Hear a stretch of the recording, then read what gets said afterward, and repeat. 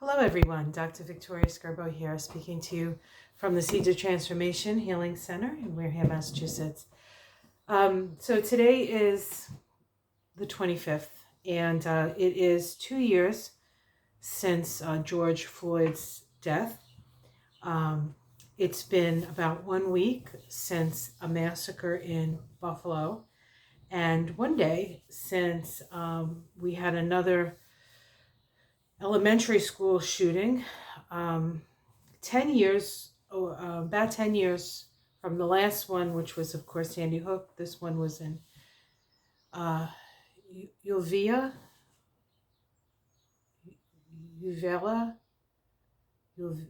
I'm sorry, Texas. Sorry about that.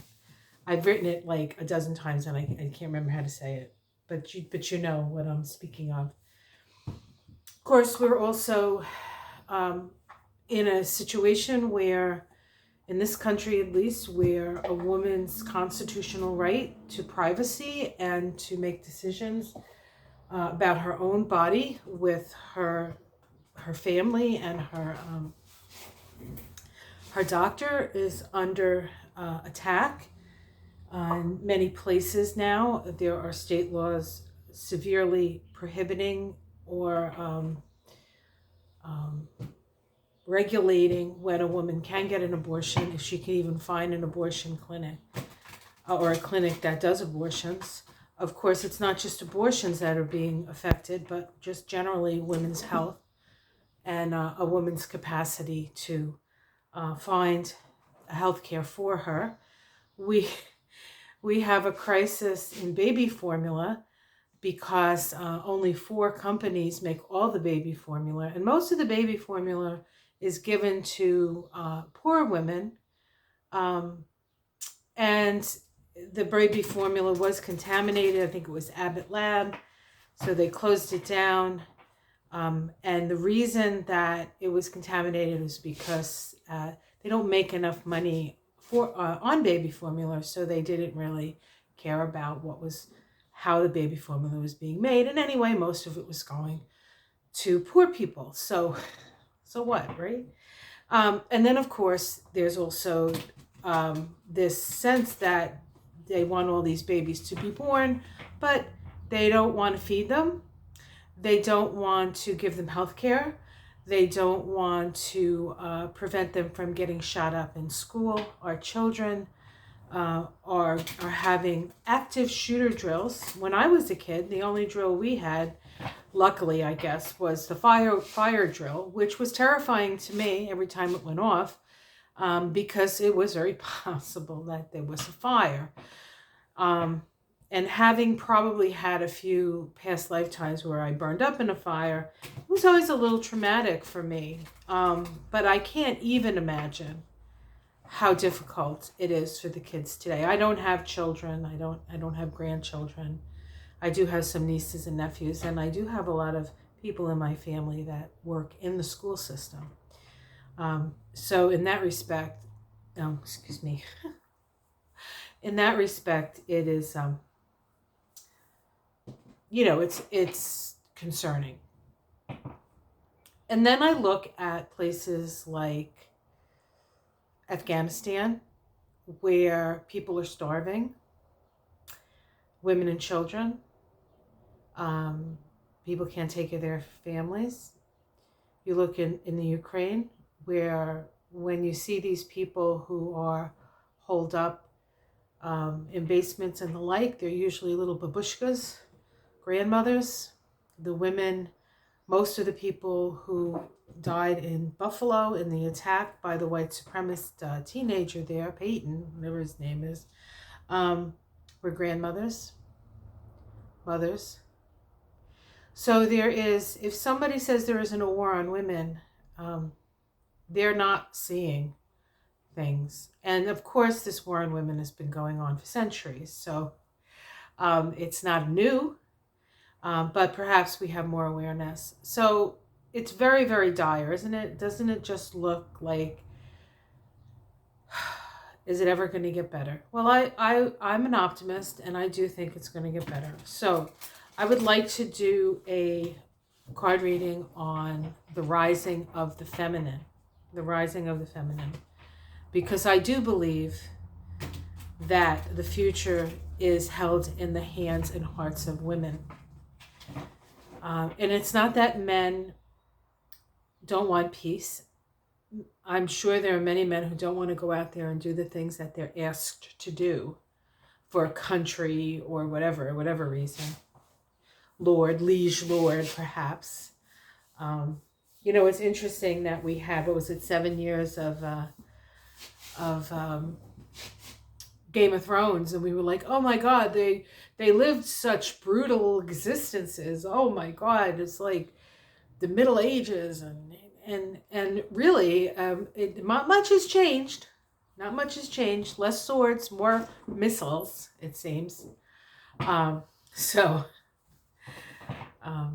Let's see. And of course, even in Game of Thrones, it was notorious that women did not hold power. And of course, when women did hold power, like Cersei and Daenerys, they made them crazy women who wanted to kill everybody. Misogyny runs deep, folks. Misogyny runs deep. So let's take a look at the rising of the divine feminine. I'm using the Arcanum deck. I mean, I guess I could use the Thoth deck, but life is hard enough. All right.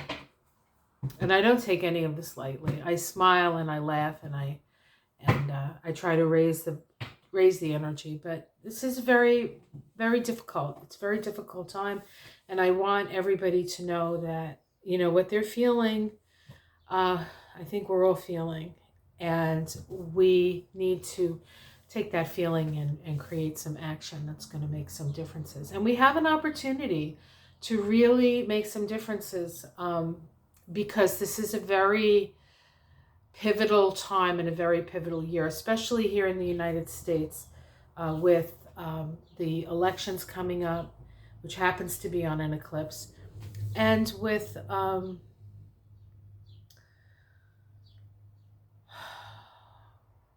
the Pluto return to the U.S. Okay, and we start here with the Four of Pentacles. The Four of Pentacles. It's interesting, in this deck, there's a woman holding the Four of Pentacles, asking about the divine feminine. The 4 is a number of manifestation. It's a building number. And Pentacles is the earth. Earth is a feminine element. And so women hold the key to creation. Women hold the key to creation. What's challenging that? The Star card, as a challenge. Understanding that we hold the key to creation and continuing to be inspired and to come from that place, even though the situation around us is pretty dim and dire. Underneath it all, we have the Seven of Wands. The Seven of Wands speaks of having the higher moral ground, of having to fight off all comers. But you can see that this gentleman is up on these steps, and behind him is a door that perhaps a new way forward. But this is somebody, so we have the moral high ground, and we've had enough experience to know and to see things coming before they get here. We did see what was going on with Roe versus Wade. That's why every time one of these Supreme Court people would get selected, they would ask about Roe v. Wade. And every single one of them lied, because they're liars. In the past, we have the Nine of Pentacles. So this is the self-made person. So this is money. This is money. This is riches. This is, but this is also, and in most decks, this card is a female, and the nines in the tarot are associated with the moon when you're dealing with the Tree of Life. So all the nines sit in the Sephiroth of the moon in the Tree of Life. So it's the feminine again. It is the fecundity of the female.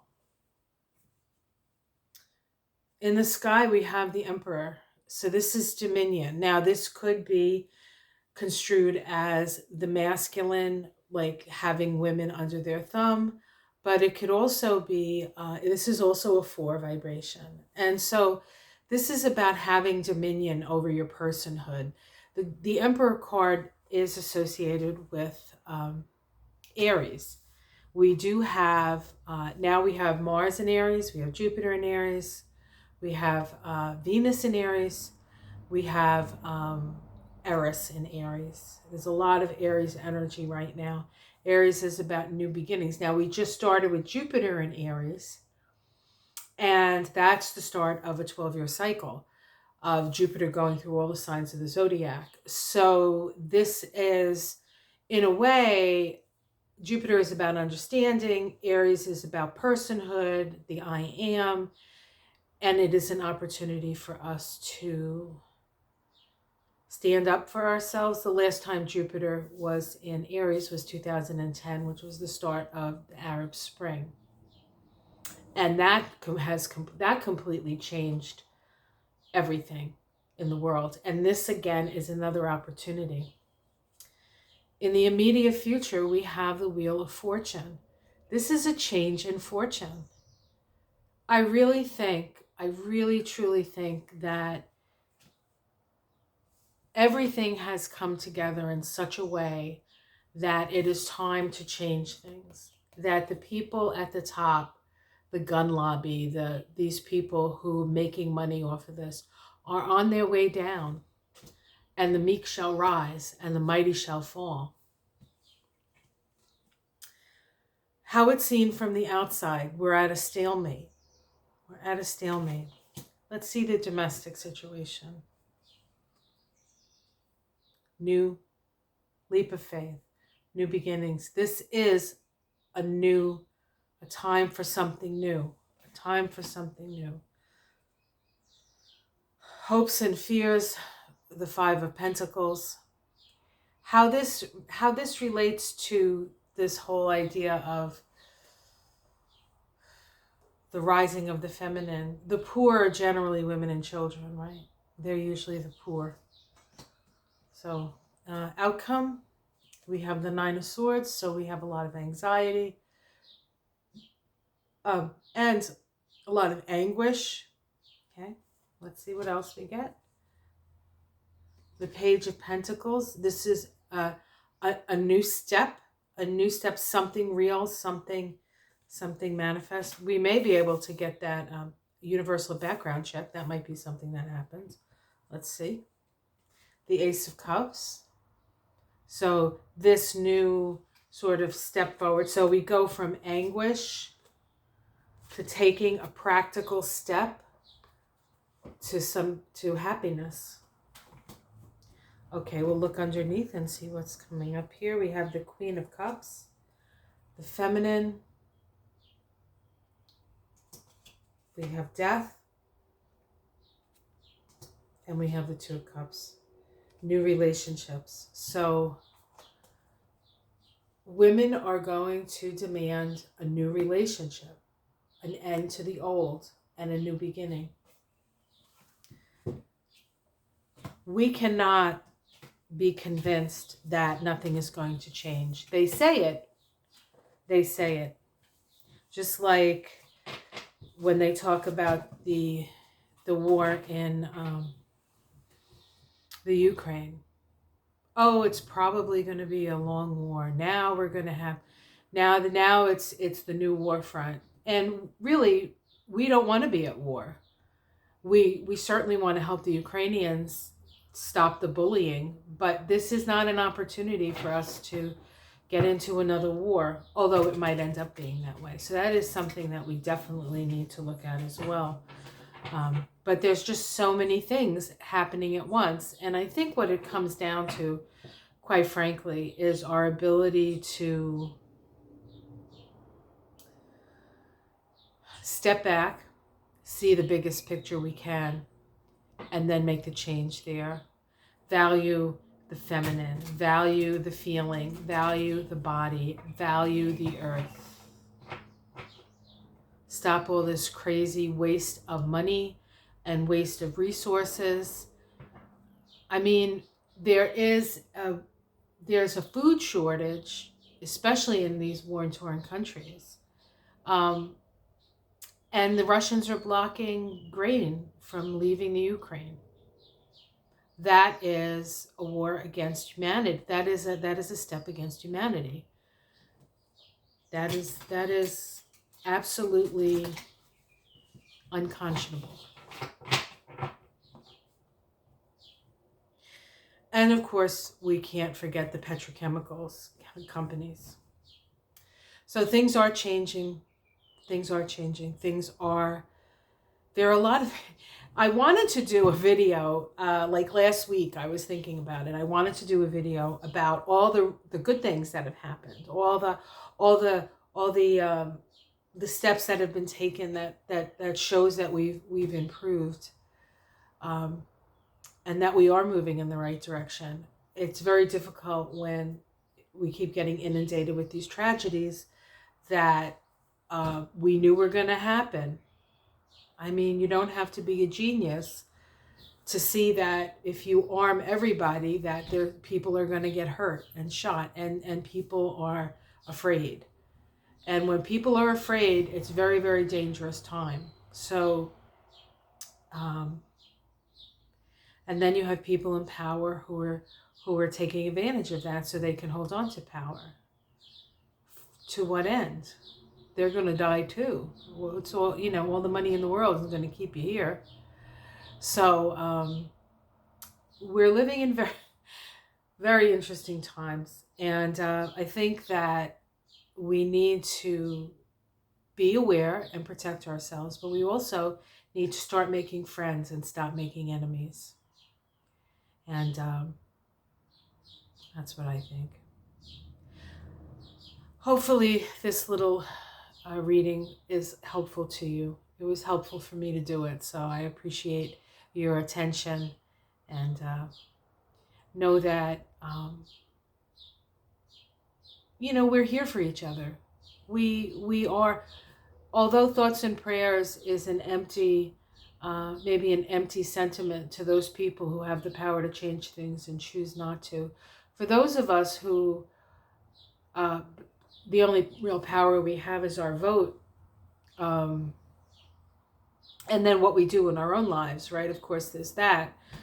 You are kind and you spread kindness. Kindness spreads out. So we have a responsibility in that respect. But thoughts and prayers go a long way for the rest of us. Praying for the souls of the families who have to bear this burden.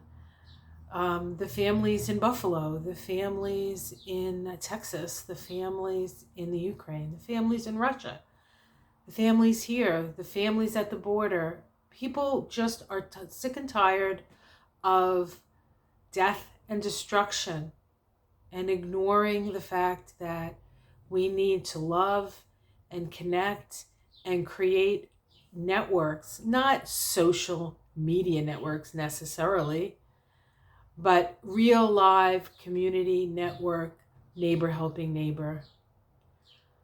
That's what we need. And so in whatever way you can do that, do it. And the world will be a better place for it. Just try not to lose hope. Hope springs eternal. And there's a lot of really good things coming. I know it in my heart of hearts. And someday, we're all going to pass from this world, and we're going to meet up with all the people and all the souls that we had known before, and we're just going to sit in whatever, I imagine it's the best living room with the best cushy chairs with birds and nature and all of that all together. We're going to be sitting and sitting with the people that we love and maybe enjoying our favorite meal together. We're all in this together here, and we're all in it together there, and here and there get closer and closer. And so, even though we're losing people, you don't really ever lose if you love, because love is eternal. I love you guys.